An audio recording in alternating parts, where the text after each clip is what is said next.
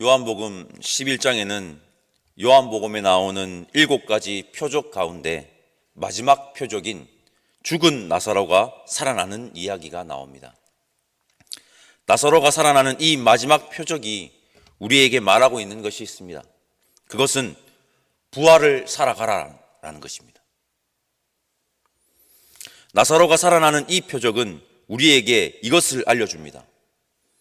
부활은 미래에 일어나는 미래적 사건만이 아니라는 것입니다. 예수님을 구주로 고백하는 순간, 예수님이 우리의 이름을 부르는 순간부터 살아가는 현재적 사건이라는 것입니다. 오늘은 결론부터 말씀드리고 시작하겠습니다. 부활은 미래적 사건만이 아니라 현재 우리에게 일어나는 현재적 사건입니다. 오늘 함께 예배드리는 우리 모두 부활이신 예수님을 믿어 부활을 살아가는 자들 되시기를 바랍니다. 부활이 여러분의 삶 속에서 현재적 사건이 되시기를 간절히 소망합니다. 우리 1절에서 3절까지 말씀 우리 함께 읽어보겠습니다. 어떤 병자가 있으니 이는 마리아와 그 자매 마르다의 마을 베다니에 사는 나사로라. 이 마리아는 향유를 주께 붓고 머리털로 주의 발을 닦던 자요, 병든 나사로는 그의 오라버니더라. 이에 그 누이들이 예수께 사람을 보내어 이르되 주여 보시옵소서, 사랑하시는 자가 병들었나이다 하니. 마리아와 마르다 그리고 나사로가 베다니에 살았는데 나사로가 병에 들었습니다. 나사로가 병에 들자 예수님에게 도움을 구하기 위해 마리아와 마르다는 예수님에게로 나사로가 병들었다는 소식을 전합니다. 베다니라는 중명이 중요합니다. 베다니. 여러분, 지금 예수님이 어디에서 이 나사로의 소식을 전해 들었는지 아십니까? 요한복음 10장 40절 말씀 우리 바로 앞장에 있으니까 우리 함께 찾아서 함께 읽어보겠습니다. 10장 40절입니다. 다시 요단강 저편 요한이 처음으로 세례 베풀던 곳에 가서 거기 거하시니. 지금 예수님은 세례 요한이 처음으로 세례를 베풀던 곳에 계십니다. 여기가 어디냐? 제가 요한복음 1장 28절을 읽어보겠습니다. 이 일은 요한이 세례 베풀던 곳 요단강 건너편 베다니에서 일어난 일이니라. 세례 요한이 처음으로 세례를 베풀던 곳이 어디입니까? 베다니입니다. 마리아와 마르다, 나사로 이 세 남매가 살던 곳이 어디라고요? 베다니입니다. 지금 예수님이 계신 곳이 요한이 처음 세례를 베풀던 곳 베다니입니다. 예수님이 계신 곳도 여러분 베다니고요, 세 남매가 사는 곳도 베다니입니다. 그러나 이 두 지역은 다른 지역입니다. 지명의 이름은 같은데 다른 지역입니다. 예수님이 여기에서 이틀을 더 머물시고 나사로가 있는 곳으로 갑니다. 나사로는 그 사이에 죽게 됩니다. 죽게 되고 마리아와 마르다는 예수님이 계셨다면 자신들의 오라비가 죽지 않았을 것이라고 가슴 아파합니다. 여러분, 요한복음은요, 단어를 의미 없이 사용하지 않습니다. 두 지역이 베다니였다는 것을, 두 지역의 이름이 같다는 것을 의미 없이 사용하지 않습니다. 나사로가 병들어 있을 때 예수님은 베다니에 계시지 않고요, 베다니에 계셨습니다. 이것이 우리에게 주는 메시지가 있습니다.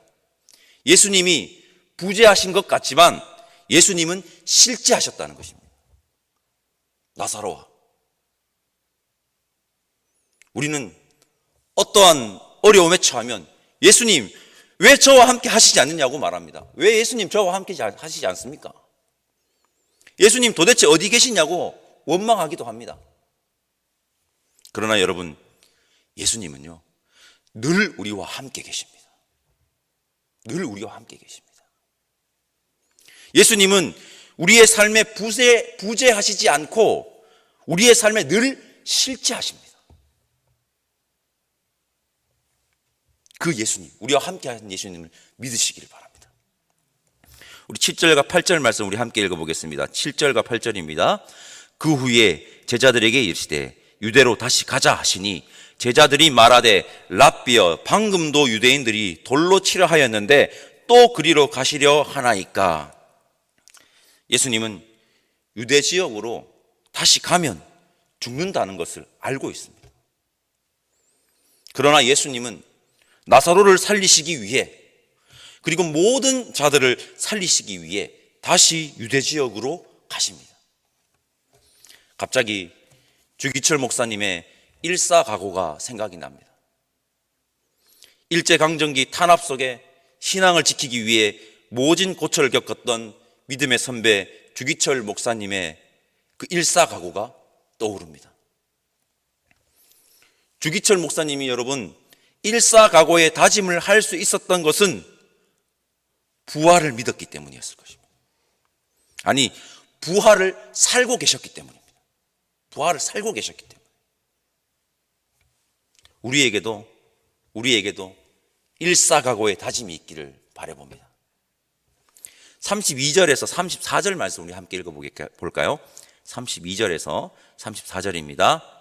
마리아가 예수 계신 곳에 가서 배웠고 그 발 앞에 엎드려 이르되 주께서 여기 계셨더라면 내 오라버니가 죽지 아니하였겠나이다 하더라.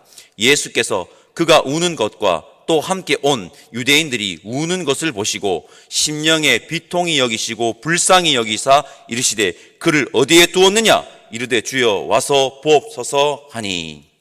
예수님이 나사로에게로 왔습니다. 그러나 나사로 그는 이미 죽었고 무덤에 들어간 후였습니다. 방금 읽은 구절에서 주목한 구절이 유대인들이 우는 것을 보시고입니다. 유대인들이 19절에 보면요, 많은 유대인들이 왔다고 또 되어 있습니다. 나사로의 죽음에 온 이 유대인들이 울었다고 요한복음을 증언하고 있습니다. 우리나라 속담에 이런 속담이 있습니다. 대감 죽은 데는 안 가도 대감 말 죽은 데는 간다. 대감이 길을 기르는 말 죽은 데는 간다. 이런 생각해 보신 분 계십니까? 저는 예전에 이런 생각을 가끔씩 한번 해봤습니다. 내가 죽으면 누가 진정으로 슬퍼하고 울어줄까? 많은 사람들이 슬퍼해 준다는 것은요, 그가 삶을 잘 살았다는 반증일 것입니다. 사도행전 9장에 나오는 도루가라는 여제자가 생각납니다. 많은 가부들이 도루가의 죽음에 애통하며 울었습니다. 도루가는 선행과 구제에 힘쓴 여러분 예수님의 제자였습니다. 오늘 본문을 보십시오. 많은 유대인들이 나사로의 죽음을 애도하고 웁니다. 나사로 역시 예수님의 제자로서 삶을 잘 살았다는 반증일 것입니다. 그 자매를 위로하기 위해서 많은 사람들이 찾아옵니다. 여러분, 예수님의 제자라면요, 잘 살아야 합니다. 우리도 잘 삽시다. 35절과 36절 말씀 우리 함께 읽어보겠습니다. 35절과 36절입니다. 예수께서 눈물을 흘리시더라. 이에 유대인들이 말하되 보라 그를 얼마나 사랑하셨는가 하며. 아멘. 이 장면, 예수님이 눈물을 흘리시는 장면이 저에게는 너무 인상적이었습니다. 이 11장 본문 중에 제 눈에 가장 많이 들어왔습니다. 예수님이 눈물을 흘리시는 장면. 저는 우리 교회에 복음서에 나오는 예수님의 모습이 많이 회복되어야 한다고 생각을 합니다. 예수님이 우셨습니다. 예수님 슬퍼하셨고 우셨습니다. 나사로의 죽음 앞에 나사로를 잃어 애통하는 그들의 모습을 보며 같이 아파하셨고 같이 슬퍼하셨습니다. 지금도 동일하게 우리와 같이 아파하시고 같이 슬퍼하십니다. 이것이 무엇을 말하는 것입니까? 이것은 이것을 말하는 것입니다. 예수님은 인성을 가지신 분이라는 것입니다. 인성.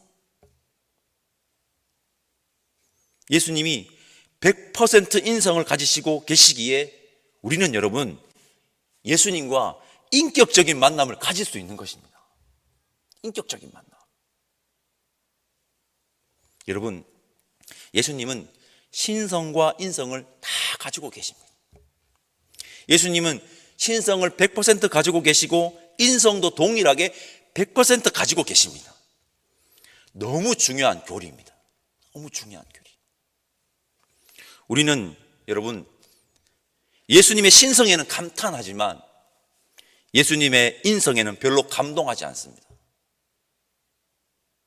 예수님의 신성에는 감탄을 하는데 예수님의 인성에는 별로 감동하지 않습니다. 예수님의 신성을 믿고 따른다고 하지만 예수님의 인성을 닮아 예수님처럼 살아가려고는 하지 않습니다. 예수님은 여러분 기억하십시오. 신성과 인성을 모두 가지고 계십니다. 예수님의 인성을 무시하는 사람은 예수님의 신성이 무엇인지 모릅니다. 두 개 다 가지고 계신다니까. 여기에 모인 우리는 예수님의 인성을 닮아가는, 즉 예수님처럼 살아가는 자들 되시기를 간절히 소망합니다. 성도 여러분, 부활이신 예수님을 믿어 부활을 우리 살아갑시다.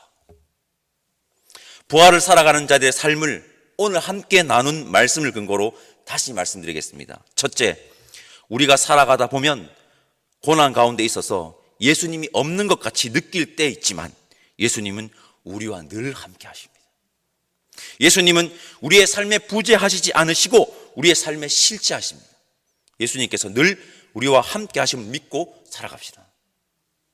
둘째, 예수님은 생명을 살리시기 위해 죽음을 무릅쓰고 유대 지역으로 다시 가셨습니다. 우리 역시 예수님처럼, 우리의 믿음의 선배 주기철 목사님처럼 복음을 위해 일사각오로 살아갑시다. 셋째, 많은 이들이 나사로를 위해서 울었습니다. 나사로가 참 잘 살았다는 것을 반증하는 것입니다. 우리 잘 삽시다. 넷째, 예수님께서 우셨습니다. 예수님은 신성뿐만 아니라 인성을 가지신 분이십니다. 예수님의 인성을 닮아가는, 즉 예수님의 삶을 닮아가는 저와 여러분들이 됩시다. 여러분, 예수님은 나사로를 불렀고 나사로는 예수님의 부르심에 응답함으로 무덤에서 나왔습니다. 살아났습니다. 나사로는 그때부터 부활을 살아간 것입니다. 그때부터 부활을 살았습니다. 그렇게 나사로를 불렀던 예수님의 그 음성을 들으시기를 바랍니다. 그렇게 예수님의 부르심에 응답함으로 오늘을 부활로 살아가는 자 됩시다. 이 새벽 함께 예배드리는 우리 모두가 부활을 살아가는 여러분 표지판이 되어서 부활의 예수님을 가르치는 이 시대의 예수님의 제자들 되시기를 간절히 소망합니다. 마지막으로 우리 요한복음 11장의 핵심 구절인 25절과 26절 말씀 우리 함께 읽어보겠습니다. 예수께서 이르시되 나는 부활이요 생명이니 나를 믿는 자는 죽어도 살겠고 무릇 살아서 나를 믿는 자는 영원히 죽지 아니하리니 이것을 내가 믿느냐. 아멘. 기도하겠습니다. 사랑의 하나님, 감사합니다. 늘 우리와 함께 계시며 우리를 위해 십자가의 길을 걸으시고 우리의 아픔에 함께 아파하시는 예수님을 믿습니다. 우리가 그 예수님의 음성에 응답하여 오늘을 부활로 살아가는 자 되기를 원하오니 성령 하나님 인도하여 주옵소서.